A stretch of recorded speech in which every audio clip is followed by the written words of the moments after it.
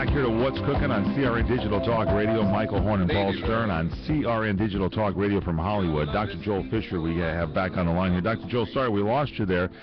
So anyway, the success rate for the LA Wine Fest, you're saying not as successful money-wise in other years, but what was the success rate? Everything. People loved it. People said it was the best one. There were people there that had been to all five. Gotcha. They liked it. The temperature was okay. It wasn't. Right. Well, the people liked it. The comments from the attendees where it was great. Not quite as successful due to some of the. You said there was a winery who's the winery that's reorganizing? Yeah, a couple of those. The reason But who is it? Who's the winery that is reorganizing right now? I can't say. I've been asked not to. No, Dr. Joel. We wanted a bulletin. We wanted to have a scoop. Is it a large winery? Well, one is not, and one is not, but it's part of a large empire. All right, so it's not like a huge blockbuster name out there. It's a winery from a well-respected empire, even if the family has had tragedies and stuff going on over the last 50 years. And on that note, let me just say, the other reason is we ended up competing with the Lakers. And the game, people were not coming because they wanted to go to the Lakers. They were watching Boston clobber the Lakers. So Boston's got the momentum now, Dr. Joel. They came back and then close game until the end. Well, the Boston was leading that game most of the day, Dr. Joel. I don't know if you were looking at it. Boston was going, and the Lakers came back, and then Boston clobbered them again. You Boston fans out there should be proud of yourselves. This is a series right now, and it looks like it's going towards Boston these days. Strange that it happened.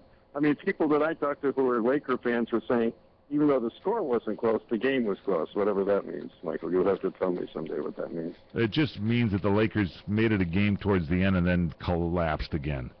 What can I tell you? Boston seemed to have the Lakers' number on Sunday, and I'm sure people were watching that, glued to their sets and not getting away there so they could go in and watch the reorganization of what winery was that again?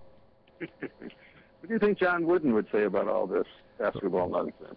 Well, someone told me that the late now great John Wooden did not like to be called the Wizard of Westwood, and I never knew that. Everybody in the news media called him that all the time, but what a great gentleman he was, and what a genius in basketball he was, and it would have been fun to have him around just for one more finals in the NBA and get his comments on that, because this man right up until just about the very end was sharper than a tack. Looks like we just lost Dr. Joel Fisher for the second time. Apparently Dr. Joel's phone is somehow tapped.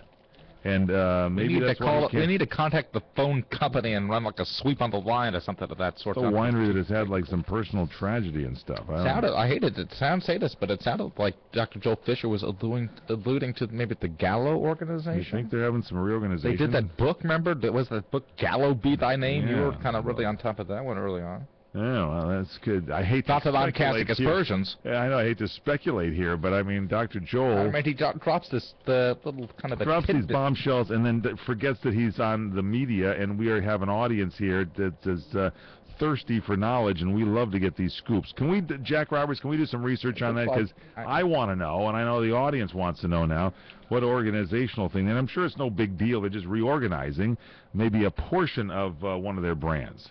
Boy, do you have the list of the? Let's go look at a list of participants from LA Wine Fest. And who are the no-shows? Can we? That would be a way to find out if we get Dr. Joel back. I don't think Dr. Joel Fisher would ever be so blunt as to actually. Oh, I think we could maybe get that from Dr. Joel. We might be able to do that. Maybe we could get a bottle of fine wine like they did with the Duchess of York, Sarah Ferguson, and kind of soften him up. That could be. I happen to know the regional sales manager at the LA Wine Fest, and maybe we can get some knowledge there. Oh. That might be interested too. Interesting. See if we can get that and find out exactly. You know, we're a sponsor of this. We should know this. Really, we should know. I'm looking up the wineries right now. LAWinefest.com is correct, by the way. That is the website for you.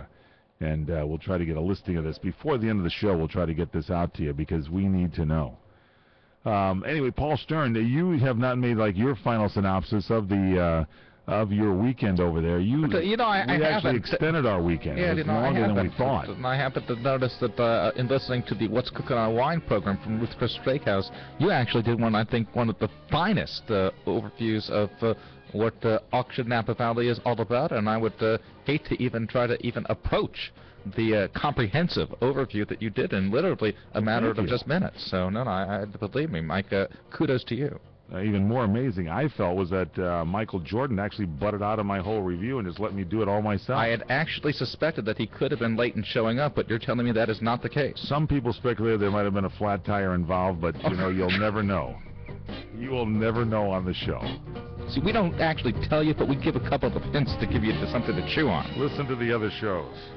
By the way, when we come back, can we talk about that picture of Eric Hines and Jack Roberts, that are the hosts of the What's Cooking Show Early Edition? It looks like Grandpa and the Scarecrow. We'll have to have more for you. Stay with us. PM show nationwide, coast to coast, CRN.